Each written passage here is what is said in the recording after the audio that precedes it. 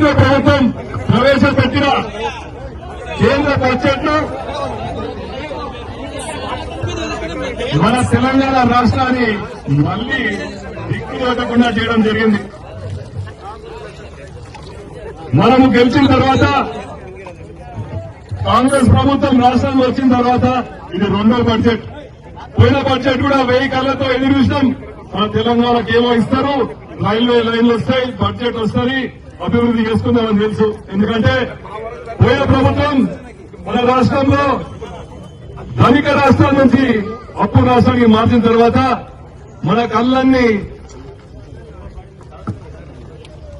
మోడీ వైపు చూసి మనకేమన్నా బడ్జెట్ పెడతారు అనుకున్నాం, కానీ సున్నా. మళ్లీ ఈ బడ్జెట్ లో 2 రోజుల క్రితం ప్రవేశపెట్టిన బడ్జెట్ లో కూడా రాష్ట్ర ప్రభుత్వానికి ఏదో వస్తుంది 1000 కళ్లతో ఎదురు చూస్తే ఆఖరికి ఇచ్చింది ఏంది?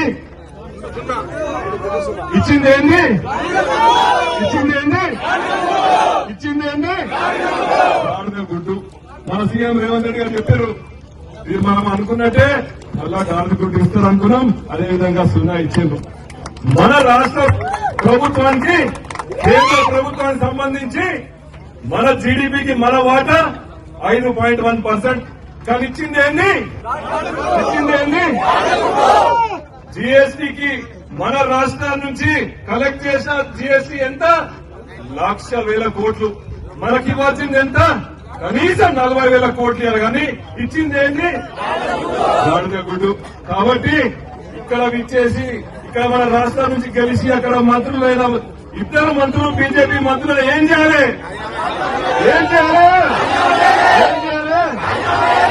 అందుకే ఈ రోజు డీసీసీ వారు నిర్వహిస్తున్న ఈ ధర్నా విచ్చేసిన పెద్దలు పూపల్లి కృష్ణారావు గారు, మన డీసీసీ ప్రెసిడెంట్ వంశీకృష్ణ గారు, పెద్దలు దామోదర్ రెడ్డి గారు, ఇక్కడ విచ్చేసిన కాంగ్రెస్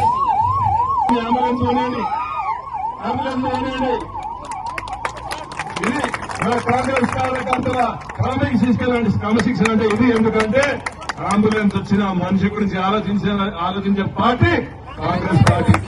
కాబట్టి ఈసారి పెద్దలు ఆదేశించినట్టు, పిసిసి ఆదేశించినట్టు ఇక్కడ విచ్చేసిన కాంగ్రెస్ కార్యకర్తలు, పెద్దలు, బ్లాక్ కాంగ్రెస్ ప్రెసిడెంట్లు, జెడ్పీటీసీలు, ఎంపీపీలు, ముఖ్యంగా ఈరోజు మన తెలంగాణలో మన ప్రభుత్వానికి కష్టపడ్డ ప్రతి ఒక్క కాంగ్రెస్ పార్టీ కార్యకర్తలకు ప్రతి ఒక్కరికి పేరుగా ధన్యవాదాలు చెప్తూ ఈ అవకాశం ఇచ్చిన ఈ యొక్క సభ అధ్యక్షుడైన మన అన్న చాలా మన బుద్ధు బిడ్డ వంశీకృష్ణ గారికి ధన్యవాదాలు చెప్తూ జై తెలంగాణ.